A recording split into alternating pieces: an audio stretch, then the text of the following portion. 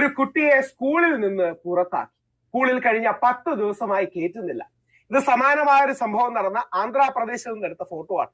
അന്ന് ആന്ധ്ര ഗവൺമെന്റ് അടക്കം ശക്തമായ നിലപാടെടുത്ത് ആ കുട്ടിയെ കയറ്റണമെന്ന് പറഞ്ഞിരുന്നു. അതേപോലുള്ള നിലപാട് നമ്മുടെ നാട്ടിലും വേണം.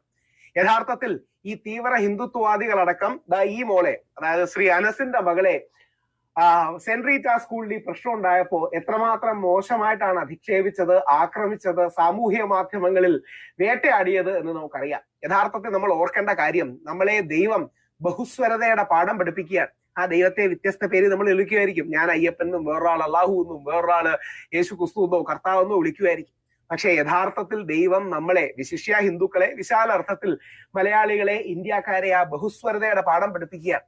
ഇന്ന് എനിക്ക് തോന്നുന്നു ഇന്നലെയാണെന്ന് തോന്നുന്നു, ഹിന്ദു ഐക്യവേദി അടക്കമുള്ളവർ വളരെ ശക്തമായി അവിടെ പ്രക്ഷോഭങ്ങളൊക്കെ നയിച്ച് അവിടെ പോയി സമരം ചെയ്യുന്നത് കണ്ടു. വളരെ നല്ലതാണ്. ആ സമരം ചെയ്യുമ്പോൾ നല്ലൊരു